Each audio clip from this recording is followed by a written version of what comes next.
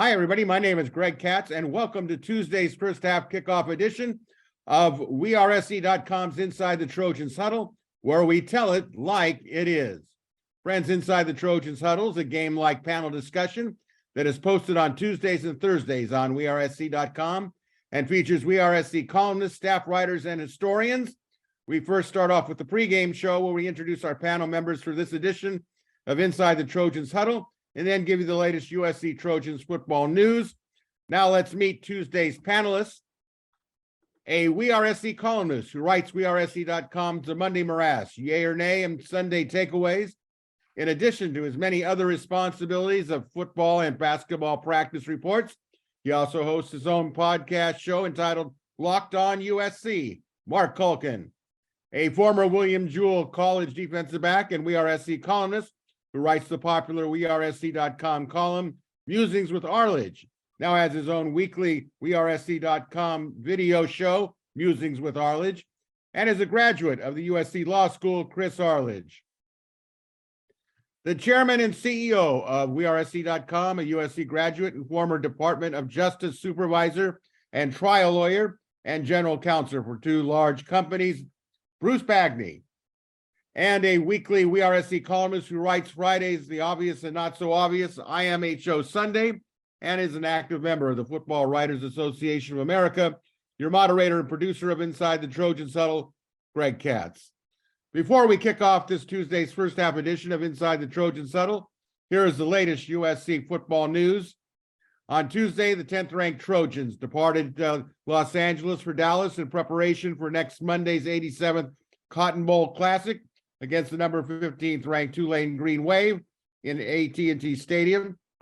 The Trojans are now a 2.5-point favorite over the Green Wave.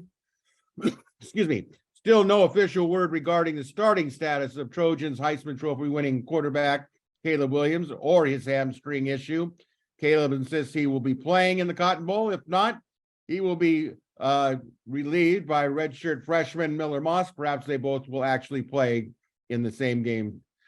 On the roster front, the Trojans received good news when defensive lineman Tyrone Delaney publicly announced he will be returning to play for the Cardinal and Gold in 2023. However, the Trojans lost a linebacker when veteran Tuyasivi Nomura entered his name into the transfer portal. Also on Monday, the Trojans lost coveted transfer portal defensive lineman Braden Fiske to Florida State.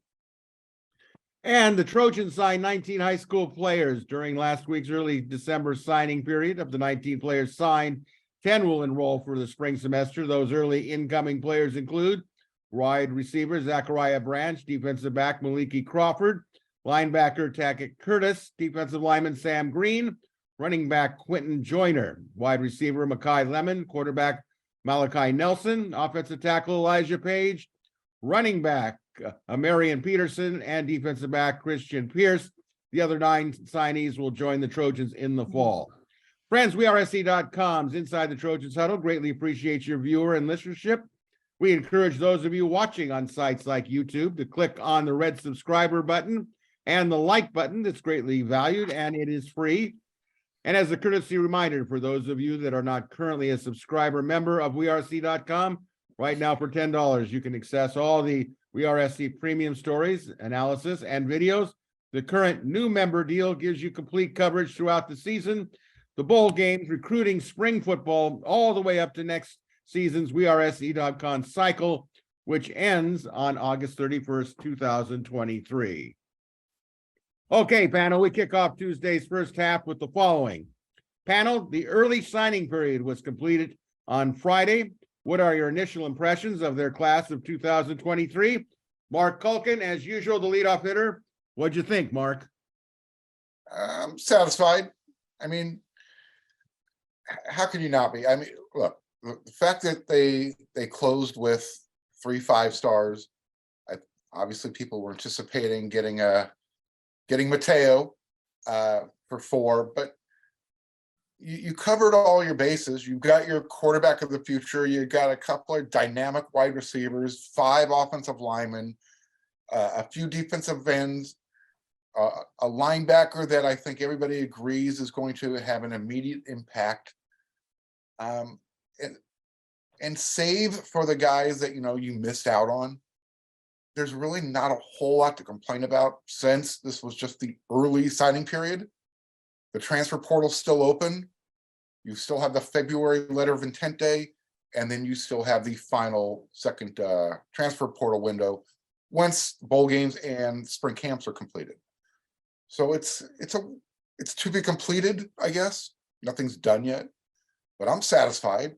I mean, if I was eating at the table, I'd be full.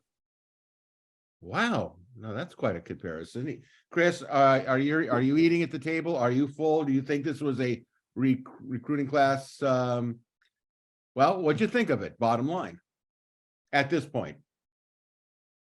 Well, look, you say at this point, and that's an important qualification because really you don't know for 2 or 3 years once you see these kids play.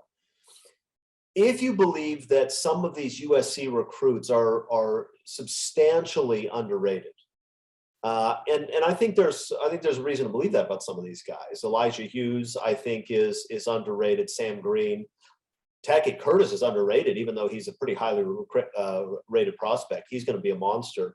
Christian Pierce. I mean, there's some guys that you look at and say those guys are elite athletes, but they're not ranked as it.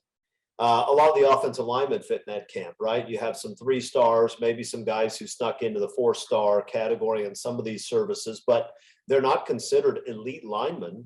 But they're big guys that seem like they're able to move.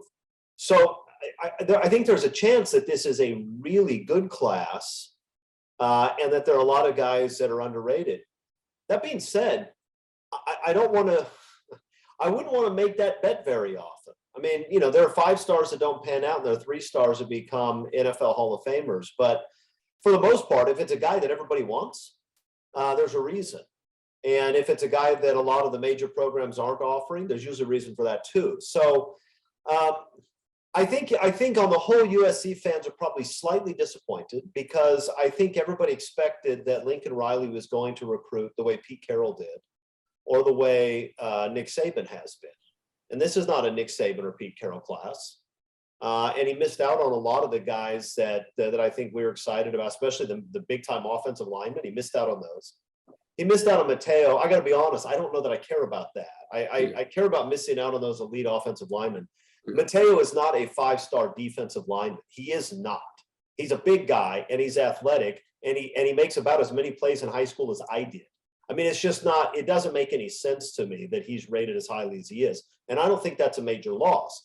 But I do think, I do think when you look at this recruiting class, you look at the sort of class that it's an Oregon class. It's not an Alabama class. Yeah. And so I think, I think I have some reasons to be at least a little bit concerned, but it may be that Lincoln Riley has outscouted everybody else and that these are exactly the guys he wanted, in which case we're probably gonna be satisfied.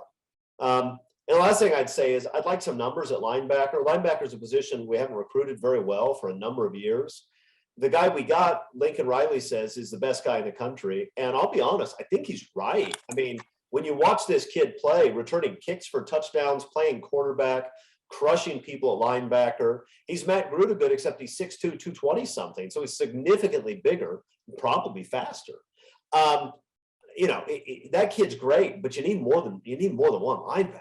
And yeah, they'll probably fill the holes in the transfer portal at some point at that position, but it's not ideal. I'd like to see 3 good linebackers in this class. So I think there's some really good players. We'll talk about some of them in a minute, but I'd say I'm moderately disappointed. I expected that Lincoln Riley would probably, I think he would make a bigger splash in the recruiting world than he did. Well, that's a good segue over to Bruce Bagni, who affectionately around here is called the Godfather. So, Godfather, what is your blessing on this class? Well, the bottom line, guys, is this. We need blue collar guys. We've got a lot of guys, with the white tuxes and the nice white shirt and the bow tie. A lot of speed and a lot of agility, but we need the big dudes. And sadly, the really blue chip offensive and defensive linemen didn't come our way. They went to Alabama, they went to Georgia, they went to Ohio State to a degree, some to Michigan, et cetera. Now, we did get some guys I think are interesting on the offensive line. I was averaged it out. If you look at Elijah Page, Amos Talalele, Benuelos, and Alani Noah, these guys average 6'4", 320. So, you know, I'm encouraged by that. I think they can move. I saw a little of the film on these guys. But what, you know what that says to me, by the way? That says power football. And I like that. And I really like the two running backs from Texas. I think they were, you know, one of them's almost 220, the other one's about 205. They're fast and they're tough. So I like that power football element, but the fact of the matter, and of course on defense, Chris is absolutely right. I mean, Tackett Curtis, I'll throw in Braylon Shelby. Braylon Shelby is tremendous. And actually this guy, David Peavy, who was only a so-called 3-star, he and Braylon Shelby are like 6'5", 235, 240. And they're the so-called edge guys. And we've got some guys who are interesting, who have interesting potential in the defensive line. I'm especially intrigued by this guy, Sam Green from Baltimore. He looks like a smaller version of Patterson to me. But these guys are all undersized, as it were. We don't have any real big studs to line up against the center and take the center on and clog up the middle against those, you know, the power runs off the guards. And that does concern me. But let me say one last thing about it. One thing we got speed. And, you know, I'm very impressed with this Zachariah Branch. My God, I looked at some of his film. This guy's unbelievable. He ran like a 10-3. Makai Levin is a tremendous talent, and Malachi, the quarterback, is a great talent. But again, these are not blue collar guys. So on balance, I'd say we got a lot of interesting guys, maybe a lot of potential, but on balance, we still, you know, where's the beef, right? We need more of those big, tough guys in the middle of the line on defense, especially, and we need linebackers. Thank God we got the guy from Oklahoma State. I looked at his film. That guy is crazy good. So he and Tackett Curtis, I think, will help us at linebacker. But all in all, I'm kind of excited to a degree, but disappointed. But I got to tell you guys, this is what Helton and company, Lynn Swan and company, left us. And, you know, Lincoln Riley's trying to rebuild this thing. But in the old days, SC used to get lots of the primo blue chip offensive linemen and defensive linemen. Now it's a struggle, let's face it. Well, I think your honesty is to be complimented. In fact, the reality of it is there are things out there that some of the others in the past, Pete Carroll included, did not have to deal with. But that doesn't let Lincoln Riley off the hook. He's being paid a lot of money. Now, this is, as Mark pointed out, the class is still in progress, right? And I think it was mentioned that, you know, you got a signing period in February. You got, you know, still 2 to be completed transfer classes. But that being said, you know, the Trojans are 11-2. So you can't say that it wasn't turned around. The program wasn't turned around. But there's such a margin of error in perception of young people signing. I don't think the losses to Utah were helpful. Maybe not greatly destructive, but it made a difference. People can see. You have the Heisman Trophy winner. Who doesn't want to play with Caleb Williams? But still, the same issues remain that we had before Lincoln Riley, and that is getting elite offensive linemen. Was it a great class? No. Was it a very good class? No. Was it a good class? Yes. And it's still in progress. We all know the names of people that are still out there that could be signed, but to my knowledge, none of them are offensive linemen. None of them are defensive linemen. And the question is, what is it about? And Mark might point this out. Is it the NIL making a big difference? I mean, that was something that was brought up by Lincoln Riley when he said, you know, the NIL made a difference. Maybe it made a difference in the offensive line recruiting. I thought curiously at the end, when Lincoln Riley was addressing the media, he said, it's not about winning signing day, it's about winning championships. Well, he's going to live with that statement. Okay. He's going to live with that statement because he wasn't signed to win games. He was assigned to win championships. And that's going to be that is the standard for USC football. And it remains to be seen if that's going to happen. He's got one more year of Caleb Williams in a Pac-12 that's going to be much stronger next season. So with that, it kind of transitions us to, I think Chris mentioned it. Which player signed are you most looking forward to seeing perform? If there's more than one, try to limit it to two. Mark, who excites you on this class? Well, I'm going to just go with players that I anticipate seeing playing in 2023. So right off the bat, Braylon Shelby, Tackett Curtis, obviously positions of need, defense. Zachariah Branch would be the obvious choice for offense. So I'm just going to, like I said, USC needs impact players on defense.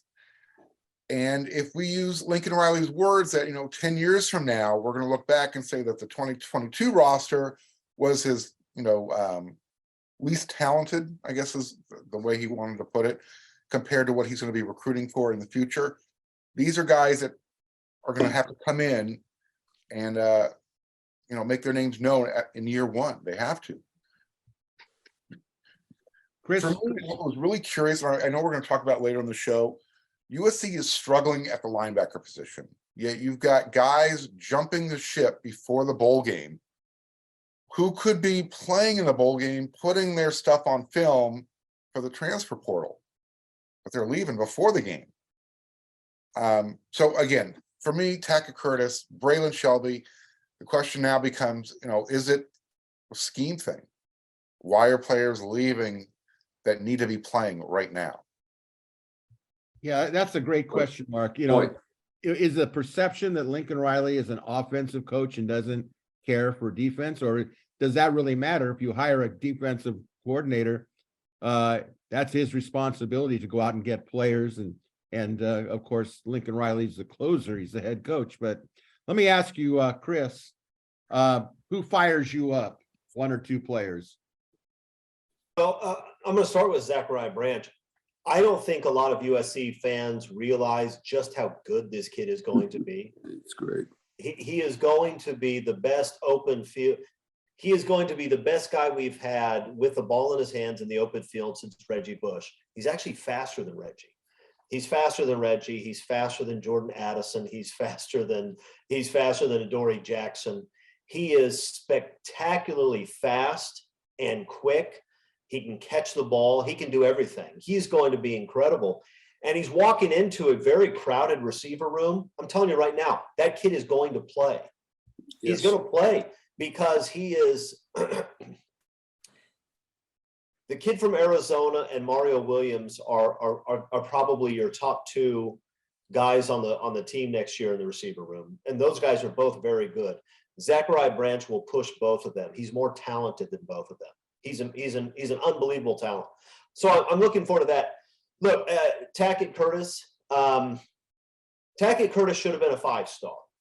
Yeah, I have some theories as to why he wasn't that I'm not going to share. But the fact is that kid can really play. He's a smart football player. He's aggressive. He's active. He's super athletic. He's got good size. He's going to play a lot next year. And it's sometimes hard for a freshman to come in and play at linebacker. He's going to, one, because USC doesn't have a ton of linebackers that have that level of talent, but just two, he'd probably play anywhere next year. He's that good. So those two guys I'm looking forward to seeing. I think both of them are going to be first-round draft choices in 3 years. I think they're just unbelievable talents. and I think we're going to enjoy watching them play. Bruce, who fires you up? Well, I certainly agree about Tackett Curtis. I looked at a lot of his film, and the guy's unbelievable. Zachariah Branch is a 10.3 100-meter guy, as Chris was saying, incredible talent. Braylon Shelby to me is real exciting. How these guys aren't 5 stars, he and Tackett Curtis, I have no idea, because they are both really wonderful athletes, very talented. Tackett Curtis is just unique. I'll tell you a guy that I'm interested in seeing too, though. I think this Elijah Page from Arizona, Pinnacle in Arizona. He's like 6'7", 310. He's a tackle. He's not going to start, but I looked at some of his film. He reminds me of a guy like Baselli. He just takes up a lot of space. He's got great feet. He's quick and he's tough. So, that's pretty much does it for me right there, Greg. That group. Yeah, I just a word of viewing pleasure. Those of you, I would highly suggest you go to WeAreSC.com, and there's a great recruiting package of video on all these players. Yeah. I'm not sure if it was Scott Schrader who put it together, but it was it's really good. I mean, you don't have to be on this show to say, I like that guy. There's enough there that your 19 minutes of watching it would be well worth your time. For me, it's pretty elementary. Zachariah Branch on offense, sensational. He's a home run hitter. I don't see how they keep him off the field. He'll be a punt returner. He should be. I also think that, Tackett Curtis, it is just freaking ridiculous that he's not a 5-star.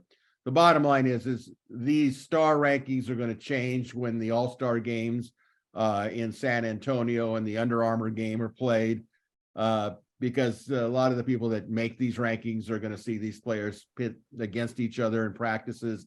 I will be shocked if Tackett Curtis isn't a 5-star by the time the all-star games are completed. All right, let's move on here. Panel, were there any major surprises or disappointments at this point in the class of 2023? I know we touched on a few of them, but if you'd like to just mention or reaffirm what you already think. Mark, any major surprises or disappointments? Yeah, like you were just talking about, Greg. We've all touched on it's the defense.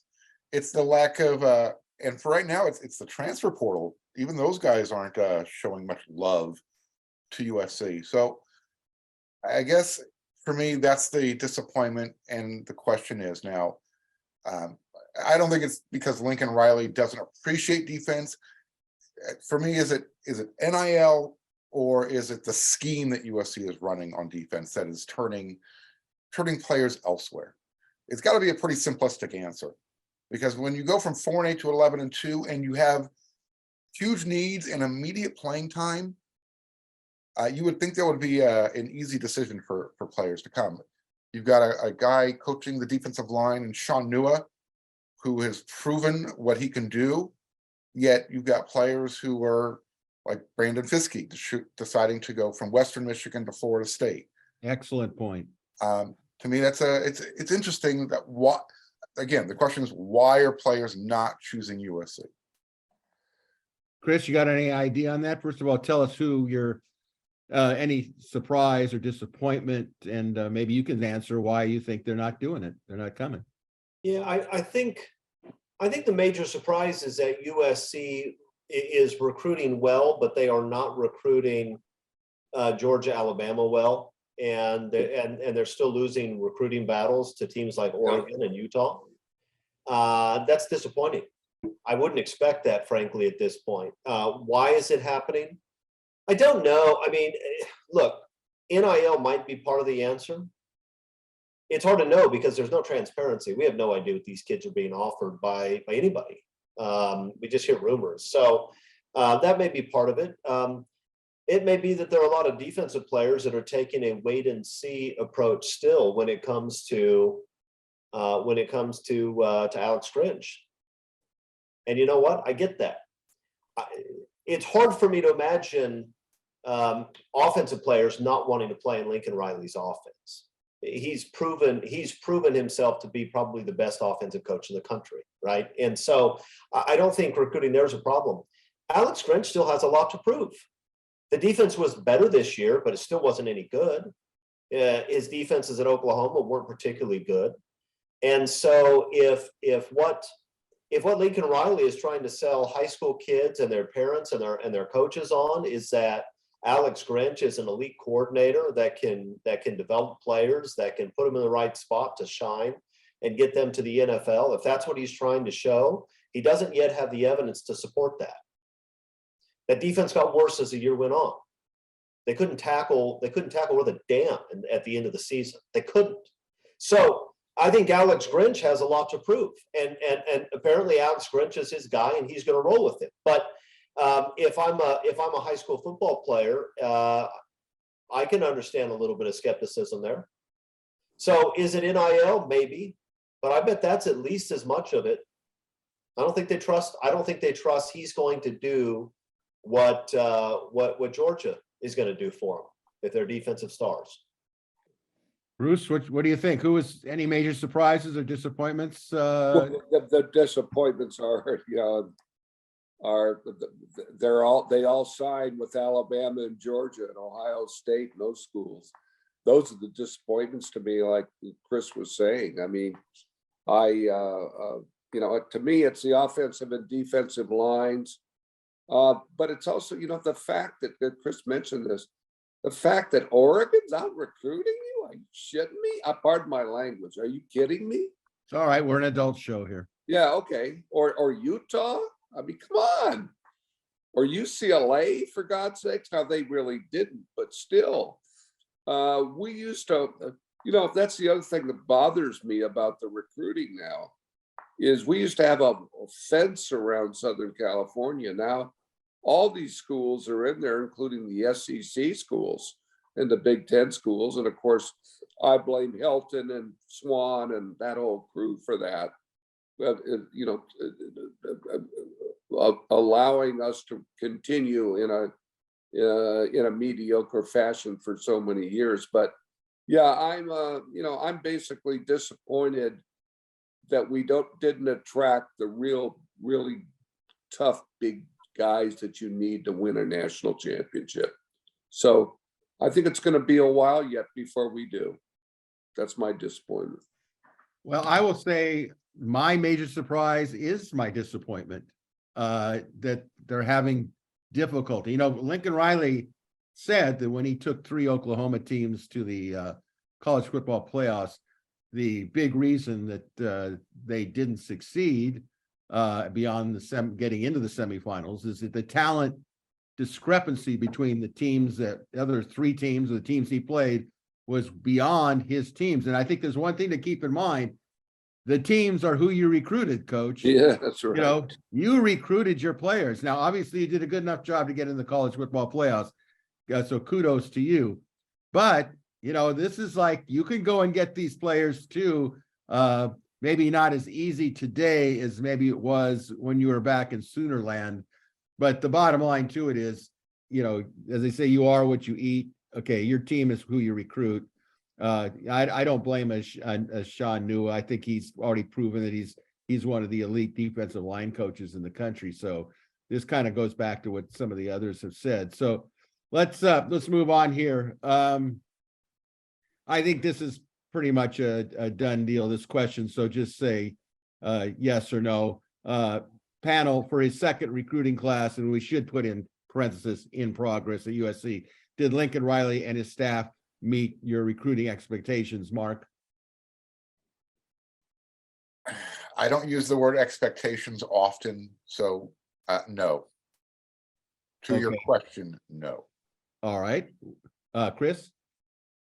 No, the expectations were sky high, and he did not bring in that level of class. Good class, not great. I think everybody expected great.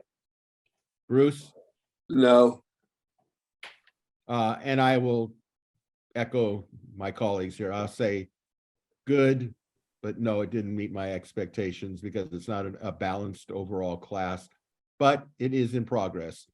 All right, final question of this quarter, and then we're gonna move on. Looking ahead, what position or players do you want to see become Trojans in the second signing period in the first week of February?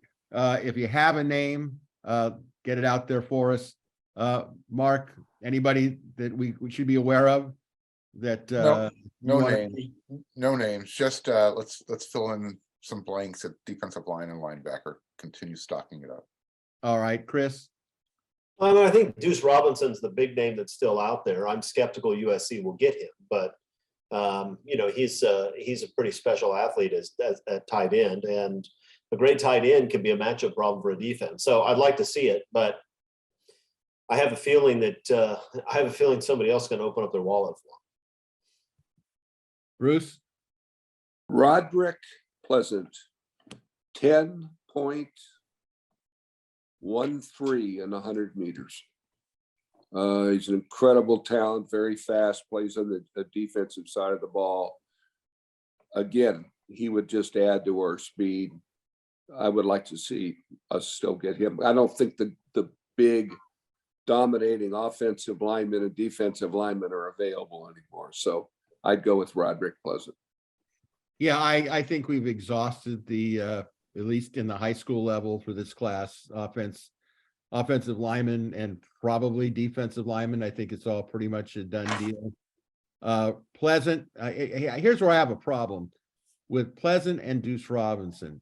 Look, at this point in time, what more do you need to see from USC to say, I want to be on board? As Lincoln Riley says, you know, Good point. you better get on board because we're going to pass you by.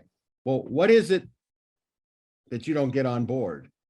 Deuce Robinson, I think, will, in my opinion, I hope I'm wrong, I think he could end up at Georgia. Pleasant, I don't know what he's waiting for. Maybe he's not sure the status of Dante Williams. I don't know. But all I do know is I know that Deuce Robinson is very, very tight with Zach Branch and with Malachi Nelson. So if you're that tight, what are you waiting for? Now that some would say, well, he's a baseball guy, right? He's a baseball guy. He's waiting for the spring. You can still be a baseball guy. Jock Peterson was going to go to SC, and then the Dodgers gave him money and he went Major League Baseball. I don't understand the hesitation. There's something that is stopping them from saying, it's like, if you really want to ask a girl out, you do it. You don't think about it. You just say, okay, I got to do this, right? Well, look, Maybe they at the want same to have their time, moments. at the same time, Greg, just because the NCAA comes up with this early signing day doesn't mean that you have to take it. I mean, those two guys are good enough. There's going to be a spot for them if they want it later. I'm not convinced that the early signing period makes a whole heck of a lot of sense anyway. And so if these kids want to take a couple of months more, especially if you want to see what that defensive staff is going to look like after the early signing period and after the bowl game. And if I were Pleasant, I'd be a little bit curious about that. I mean, I have no inside information, but if Dante Williams took a promotion at some other school, would it shock me? It would not. I mean, why not just wait and see? Pleasant's going to have a spot at USC whenever he decides to commit. And if you're not starting in January and graduating early, it really doesn't make a difference. So I think what it means is they're not yet sold on USC. It doesn't necessarily mean that USC won't get one or both of them. But I don't have a problem with, it's a big decision. I don't have a problem with a kid waiting as long as he wants to wait. I mean, that doesn't bother me.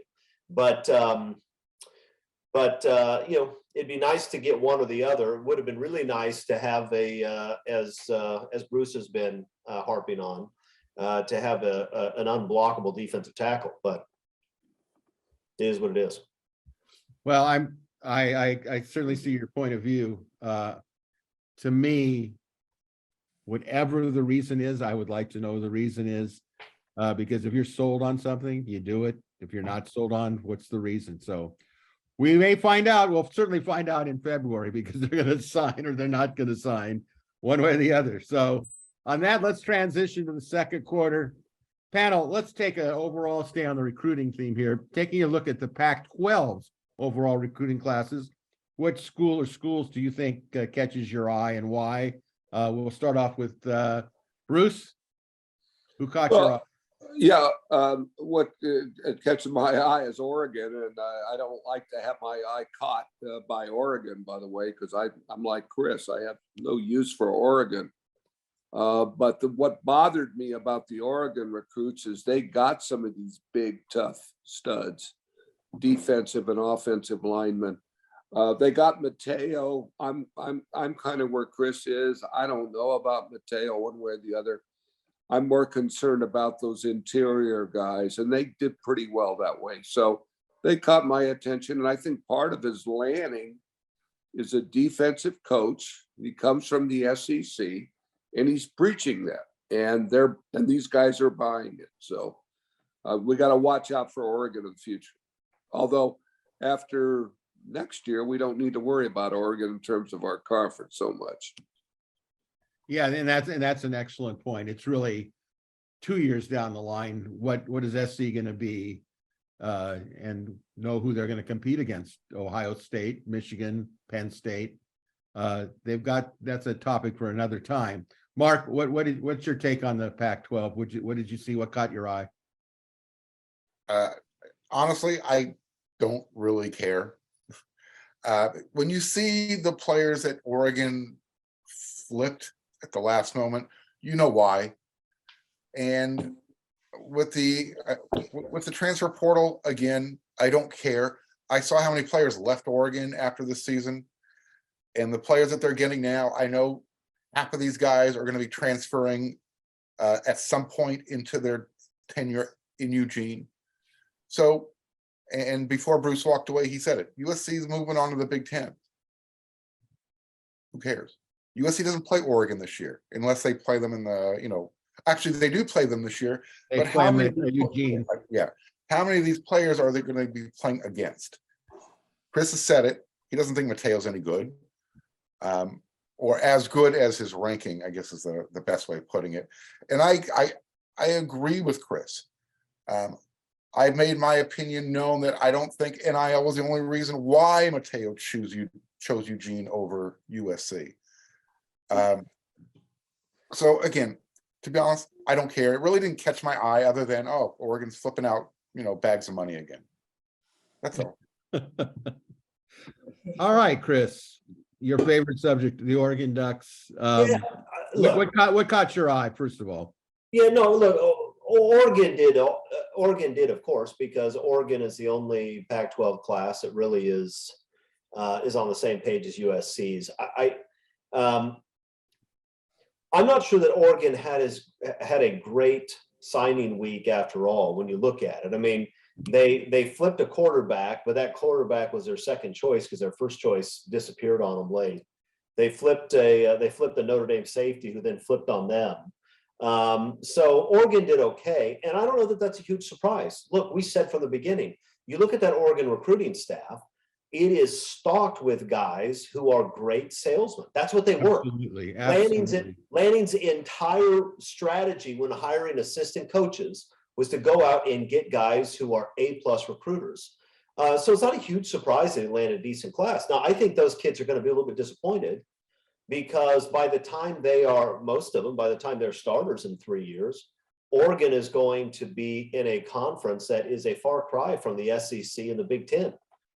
So they're choosing a second-rate destination.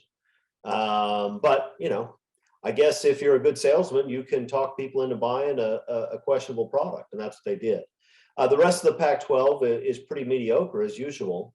And look, if you look at the NFL draft and the gap between the number of guys that the Pac-12 puts into the league and the guys that the SEC and to a lesser extent the Big Ten put in the league is pretty substantial. And that's because on recruiting day, those other conferences have a lot more programs getting a lot more good guys. That's just the truth. So, yeah, Oregon did well for themselves. I'm not sure anybody else did. Kyle Whittingham pulled in a tackle that USC wanted near signing day. That guy does a good job of getting tough, hard-nosed football players and coaching them up. But again, I don't know that I care about that. We're not going to see that kid play. He's not going to be a starter as a freshman. And by the time he's playing, USC will be long gone. So I don't know that I care that much. All right, I'll say that Oregon and Utah caught my eye. Utah because they're actually getting better at their recruiting. And at this point, of course, I got to change my philosophy because just because somebody goes to a particular institution doesn't mean he stays there anymore, right? You know, he goes there for a year. I think I'll just go back to USC. That was really where I wanted to go. So, you know, you have to just take it at face value. But I think the big point is when you have recruiters like Oregon has, and Tosh Lapoy, who's renowned for pulling out everything, and he's got Phil Knight, you know, with the, you know, makes a big difference money wise.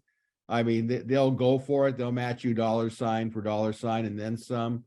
You know, it does make a difference. You know, the offensive line coach at Oregon is pretty renowned in doing anything he has to do to get a player. But by the same token, that's something that's out of SC's control. SC has got to do their own thing and convince players to come. And who knows where Oregon's going to be in 3 years anyway? They could be in the Big Ten. Who knows the way this thing seems to just change, especially with expanded playoffs. So we'll see. So let's move on here and kind of touch on the Cotton Bowl just a bit. It was announced that all Pac-12 wide receiver Jordan Addison and All-America offensive guard Andrew Voorhees will not be playing in the Cotton Bowl. I think pretty much that's out there. How much will the loss of Addison have on the receiving core? How much of an effect will the loss of Voorhees have on the offensive line? Bruce, what is the damage assessment? Well, the offensive line to me is the issue. We've, you know, I love Addison. He's a wonderful player, but we have a lot of other guys who could, Mario and Mike Williams, not Mike Williams, Mike Jackson, and the big guy Kyle Ford and those guys. We have the talent. I'm concerned because we're losing two. It's not just him; it's Nealon now. So you've got the starting center and you've got your starting left guard out. We're going to substitute some guys who haven't played much. I think our offensive line coach is pretty good, and I think he's done a good job with our guys. And I think the offensive line will do okay in the game. But to me, it's a much bigger loss than Jordan Addison. Yeah. Okay, so Mark, your thoughts on this? Oh, absolutely. Look, we've already seen USC play without Jordan Addison this year for a couple games, so it's not like this is new. Obviously, you would prefer not playing with Jordan Addison with Caleb Williams.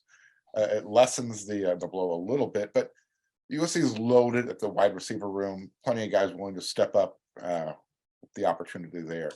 Offensive line is where you're going to feel the impact. As Bruce said, you know you're not going to be playing with Brett, and Andrew is a left guard. Now, you know, obviously left tackle is the blind side protector, but the left guard is on the same side.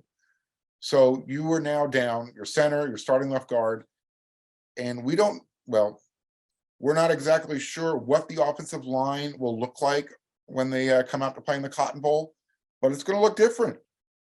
So when you're losing a first rounder at guard, it's going to have an impact. There's no other, you can't say it's not. Regardless of who's behind him, you have to shuffle guys around, and regardless of how good of a coach Henson is, you're now dipping into the backups and you're asking them to play a bigger role than maybe they're ready to play. Chris, damage control? Yeah, Voorhees is a bigger loss. Addison is a great player, but USC's played a lot without Addison this year, and they can score points if they have Superman playing. Losing Voorhees is a problem because if Caleb Williams doesn't play, or if he can't be himself, then I have real doubts about that offensive line. I mean, they've had a month to fix things, but I mean, when Caleb Williams couldn't move the last 3 quarters of that Utah game, that offensive line got dominated. Couldn't run the ball. They couldn't pass protect. They got absolutely dominated in the rest of that game. So I can't put that out of my mind. If Caleb Williams isn't there to run around and just embarrass everybody, then the loss of Voorhees is huge. So yeah, so really I would say in terms of importance, Voorhees is more important than Addison, but Voorhees isn't nearly as important as Caleb Williams. That's the answer. If he's Caleb Williams, USC wins this game. If he's not, we'll see. All right, I'll say this. I agree. There's no question the receiving corps is strong enough to overcome the loss of Addison. I think, as Mark pointed out, they've done it before. Voorhees, to me, okay, you can debate whether he's really an All-American at the first team level. I know there's people that I know from the NFL that have kind of mixed feelings, but that's down the line. The big loss to me, coupled with Voorhees, is the loss of Brett Nealon, because now you're talking about 40% of your offensive line. But the good news is they'll have 3 weeks to deal with whatever combination they're dealing with for an offensive line. So it won't be like, somebody's hurt in the middle of a game, we got to reshuffle. You don't want to practice in a game. So they're going to be able to practice with it. But the loss of Voorhees will make a difference because he is a good player. And you know what? They're thin. It really falls on the responsibility of Gino Quinones. There is conflicting reports. Gino says he's playing left guard. The other sources say it's right guard. But he's playing, let's put it that way. So if he has a good game, anything could happen. Guys, over the years of watching SC, I remember in 1967, they lost, I know I'm going back forever and a day, but there was an offensive guard who was really good named Mike Scarpace, blocked O.J. Simpson. He went down, and there was another player that came in. I could see his face. The name isn't getting me, but he made Sports Illustrated's all bowl team, and he was never a starter for SC. And forgive me for not remembering his name, but that can happen. So let's move on here. Panel, what are your overall thoughts of players not playing in bowl games because of the NFL draft? Do you think that's a bad precedent, Bruce? I'm ambivalent. I'm ambivalent on this, Greg. It sort of kind of melds into the next question too, about if it were I, and as opposed to somebody else. But it's easy to sit here and pass judgment on these guys. I guess I am ambivalent, but if we're talking about taking a pass on the Shoelace Bowl in Bumble, whatever, Mississippi, or playing in the Final Four, as it were now, I've got to me, that's a big difference. Like the kid from, I think it's Ohio, is it Michigan or Ohio State, has chosen not to play in the Final Four. And I guess I have a bit of a problem with that. But the way I see it more than anything else is, look, if you're injured to begin with, okay, like Voorhees is injured, Addison is apparently injured. For those guys to take a pass is more understandable. But if you're not injured and it's a significant bowl game, it's hard for me to understand that. So I guess on balance, it does sort of bother me. How about that? Okay, I got you. Mark, does it bother you? It used to, and I'm just kind of getting on board with it. It's going to get worse when it jumps to the 12-team playoff. So I guess everybody might as well. You don't have to like it.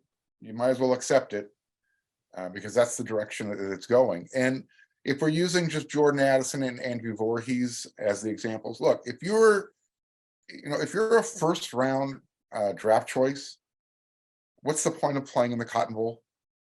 Again, it's not a meaningless game, but in the big picture for these guys, it's another opportunity to, show who they are, but it's, the risk I think outweighs the reward. Because they're not playing for a championship. They're playing for a Cotton Bowl trophy. Right. And yeah, you're playing, you want to play for your teammates and finish what you started. I get all that. Like I said, I used to be on board with that.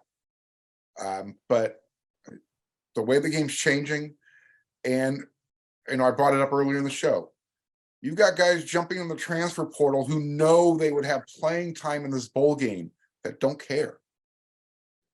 So it is what it is.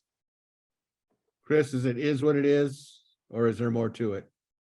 Well, look, guys that aren't healthy shouldn't play in this game. It doesn't make any sense. It makes no sense for Jordan Addison. He could probably go out there and gut it out, but why? I mean, if you're not healthy, you shouldn't be playing. If you are healthy, you should be. I mean, those are your guys that you've worked with all year. And if one of my teammates decided they weren't going to play in a game, not because they were hurt, but just because, well, I kind of want to just get ready for the draft, and who knows, I might get injured, I'd be upset. I don't think that's right, but nobody cares what we think on that. These guys are making business decisions, and so I have no look. I don't think Voorhees could play. I think Addison probably could, but I also agree that he shouldn't. So I don't have any problem with those two guys. For that matter, I don't have a problem with the guys jumping into the portal early. The reality is that if you're Raylan Goforth, you want to find a spot where you can play and actually get some playing time. And USC is not going to be that place next year because Lincoln Riley's committed to finding somebody better than Raylan Goforth, which he needs to be if he wants to win a championship, because Raylan Goforth is not a championship level player. And it's one thing if you're a superstar and you can start anywhere. I guess you can make your transfer portal decisions after the bowl game, but I'm not sure that Raylan Goforth has that option. I mean, some of those schools are going to fill those spots, and his spot's going to be taken. So I understand why a guy like that would jump out now. He needs to find his landing spot while he still has availability, and he does not have the game tape behind him where he can just walk into any program he wants and play. He doesn't. But here, to the point on Raylan, he already has landed at Washington. Mm-hmm. So I think Raylan is a player at least of a caliber. He knew where he was going, or at least had a couple of landing spots that, he could have still played in the Cotton Bowl, and Washington would have waited for him. I don't know if that's true or not. I have no idea what Washington's other options were. Just my thoughts on it. But to be honest, I'm a little bit surprised Washington took him. I'm a little bit surprised they took him. Frankly, I'm glad they did. Raylan Goforth played hard, but he is not an elite football player. He's not. I think Washington taking him probably did USC a favor, but the reality is I don't know what his options were. If you're Jordan Addison, you could leave whenever you wanted, and everybody in the country would take you on their roster. Raylan Goforth ain't Jordan Addison. So I get it. I understand why these guys are leaving. And the Cotton Bowl is not a meaningless game, but we all know it is the least meaningful game USC has played in the last 3 months. It is. It is. Absolutely. Well, so, let me ask you this question. Sort of on the flip side of all this, the converse. Look at Thule. Thule's playing. Thule's going to be a high draft choice. He's playing in a pretty meaningless game. He could have chosen to opt out, but he didn't. What do you think's going on in Thule's mind? How much is he going to get paid to come back to play at USC next year? Well, that might be part of it. You think that's it, the NIL angle? Yeah, might be. Well, I mean, look, Thule probably wants to play with his guys, and Thule probably also recognizes he's played a bunch of games at USC, and he hasn't had a serious injury that required him to sit out for a long time. He probably figures it's highly unlikely he's going to get a serious injury in the Cotton Bowl, and it is highly unlikely he's going to. No, I agree. So he should be applauded for playing. Absolutely. I don't know that, Jordan Addison's probably going to be a first round pick. I don't think Thule's going to be a first round pick. But he's probably a day 2 guy, and that's a big deal. So he should be applauded. It's just, I'm saying, if you're injured, I get it. If you're going to be a first round draft choice and you look at the game as meaningless, I don't like it, but I get it. It's not a terrible business decision.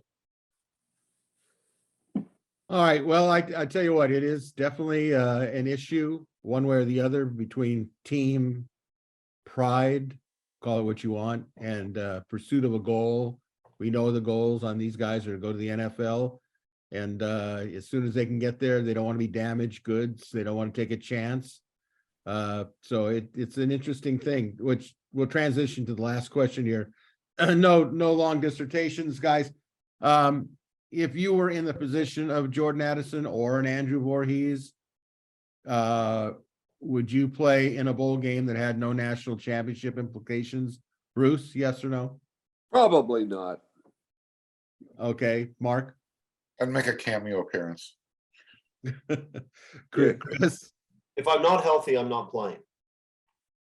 And I agree. There's something about playing with my team, but it'd be a hard decision. So I would play personally, because I would feel I'm letting my team down, and that's just probably my mental makeup, the way I look at it. So with that, we'll go into a very quick halftime viewer panel answers. It's a free-for-all. Let's start off with question 1 from NRB. The NIL is something that is affecting college football negatively, in my opinion. Does USC have a single individual in a position to explain how NIL works at USC for possible recruits? Obviously, USC is not promising anything to get recruits to sign, but shouldn't there be someone to explain some of the past benefits that USC players have received through NIL without promising anything? Thoughts? Of course they're explaining that. I mean, the assumption underlying this question is that nobody at USC is talking about their program. Of course they are. We know they are. Lincoln Riley made a pitch during his press conference. He said, we had really aggressive projections for what we thought our guys would make, and they doubled those projections. Lincoln Riley's pitch is, if you come to USC and you're successful, you are going to have lots of NIL opportunities that you don't get at other places. That's his pitch. And he has some numbers to back it up. Now, what would those numbers look like if you took Caleb Williams' money out? I don't know. I'd be curious to see that. But that's his pitch. And of course, USC's making it. They have this whole organization, Boulevard, set up that's making that very pitch. So yeah, they have people who are making that argument. I promise you. Yeah, I think the real question is, how come USC isn't doing better with high school recruits in NIL? USC has a strategy. They are not going to be giving out millions of dollars to high school players. Period. End of thread. That's it. Look, I've been talking to some people behind the scenes.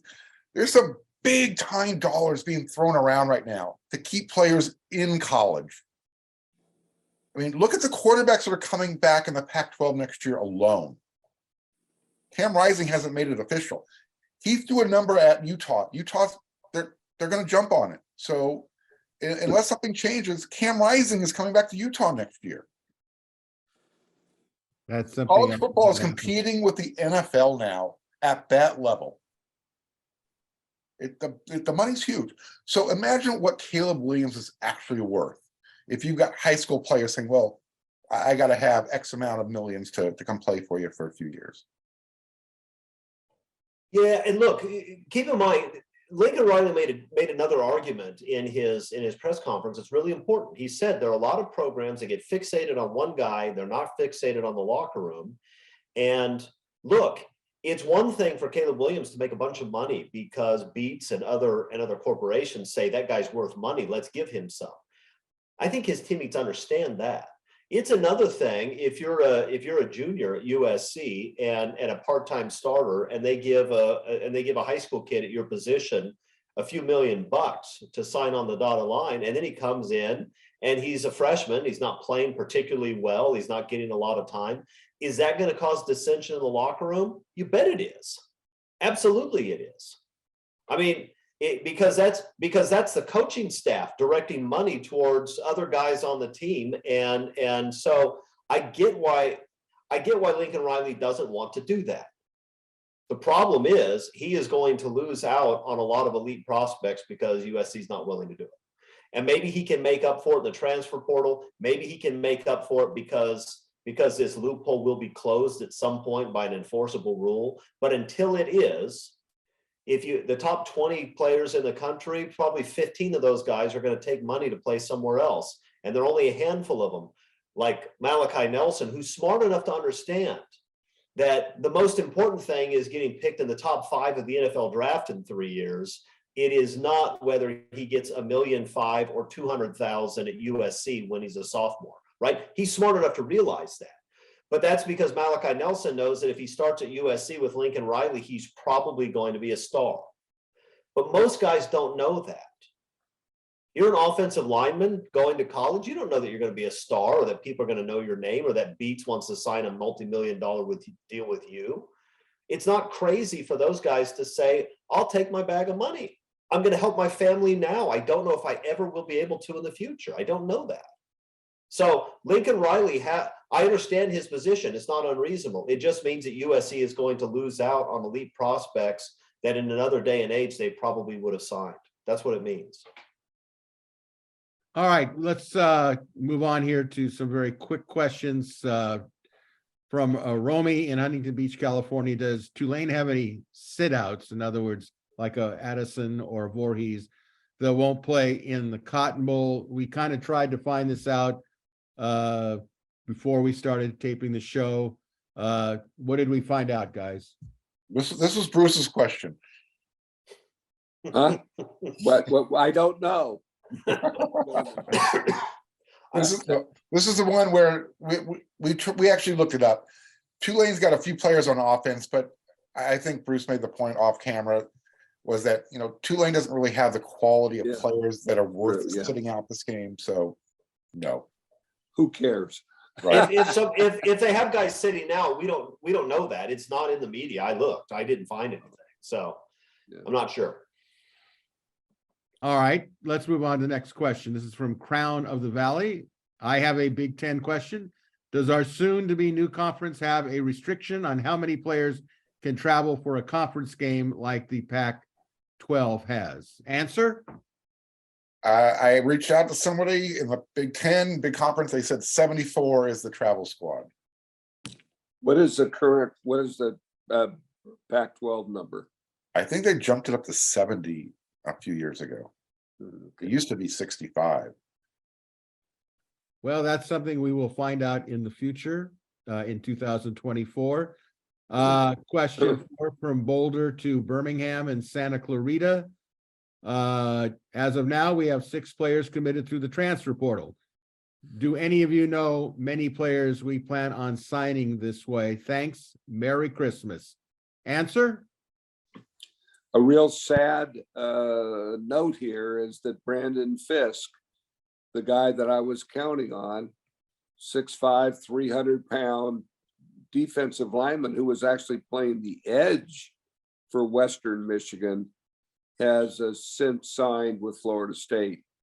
Other than Brandon Fisk, I'm not aware of anybody. Well, they're still hoping for the young man from Oklahoma State, Trace Ford. Yeah. Yeah, I'm not hearing good vibes about that one either. We'll see. There would be other guys between now and the summer. But how many players we plan on signing? Nobody. Lincoln Riley doesn't know that, right? He doesn't. The question is whether there's a USC caliber guy jumps in the portal, and if you can get him, you get him. If you can't get him, that spot stays open. You're not going to use that spot on somebody who can't play. So nobody knows the answer to that question. What we do know is that Lincoln Riley expects to sign quite a few more transfers. We know that. He said so. But other than that, I don't think anybody can answer that question. All right, let's go on here. Panel, if you pick one must-have signee from the list of available transfers still looking for their new school, who would it be? I will chime in first on this one. I don't think they know. because I think it's going to go back to something that Chris said. We have to find out who's available after the bowl games through January 15th, the end of the first transfer portal signing, and the second window after spring ball, who's going to show up. I will say this, it's a lot easier to plug in a defensive player than it is an offensive player. Any other comment on this particular question? I would just say that I think this is still early in the transfer portal thing. As you pointed out, there are other guys who are going to jump in after the bowl games, almost certainly. And keep an eye on where these guys grew up. I mean, there's some guys that we wanted that have no ties at all to the West Coast, and then they go somewhere else and everybody's disappointed. And I understand being disappointed, but a guy that has no ties to the West Coast is going to be a tough pull most of the time, especially because these portal guys, if you have 1 year to play, you have to go somewhere where you feel very comfortable. They're going to plug you in at a spot where you can excel, so you can make some game tape and get drafted. That's what these guys have to have. If USC cannot promise that to them, they're going to go somewhere else. If a guy has an offensive coordinator at his current school that goes to a different school, he's probably going to follow him because he knows that guy will play him. He knows that. Right. Whereas if you come to USC, it's not like USC doesn't have any offensive linemen. They have some needs, but they also have a lot of guys that have experience even coming back next year. They picked the #1 JC lineman in the country last year. He didn't play a bit. They got a guy from Virginia who had played a ton of football in the ACC, and he played, but he didn't play all the time. Look, those guys don't know that they're going to get plugged in immediately and play a bunch. They don't know that. So the guys you're going to get are the guys that wanted to play at USC or want to play close to home, and now's their opportunity. So keep an eye on where these guys are from. And if the guy grew up in Pennsylvania and he's considering Penn State and Virginia Tech, we're probably not going to get that guy. It's just the way it is. All right. Our last, it's not really a question, it's a comment that I think we all appreciate. This is from Gilbert, AZ Trojan. Hi, panel. No question this week, just a statement. You guys are the absolute best at what you do. From the bottom of my heart, I thank you for your hard work and dedication in keeping us fans informed with news regarding our beloved Trojans, and wish you and your families a happy and healthy holiday season and new year. I will simply say, Gilbert, we appreciate that. You don't have to agree with our opinions, but like we say in the promotion at the start of the show, we tell it like it is. This is how we think. You don't have to agree with it, but it does serve. Hopefully, we have a little insight that we can pass on to you folks, and we do want to wish you all a very happy and healthy holiday season and a happy new year, guys. Anything to add to Gilbert? Thank you. Thanks. Thank you, Gilbert. We appreciate it very much. You bet. All right, a reminder, if you have a question or comments for our panel, go to either the WeAreSC message boards, click on the thread that pertains to Inside the Trojans Huddle, viewer or listener questions. Okay, that'll do it for Tuesday's first half edition of Inside the Trojans Huddle. A reminder that in the Thursday edition of the Huddle, we'll kick off the second half with the latest USC football topics, news, and in-depth on the upcoming Cotton Bowl game. So until Thursday, a big thank you again to our panelists, Marc Kulkin, Chris Arledge, and Bruce Bagni, and a special thank you to all of you for watching or listening to Inside the Trojans Huddle. Hoping you're having a great week wherever you may be. Go Trojans. And until this Thursday, this is your moderator, Greg Katz, saying beat Tulane and fight on, everybody.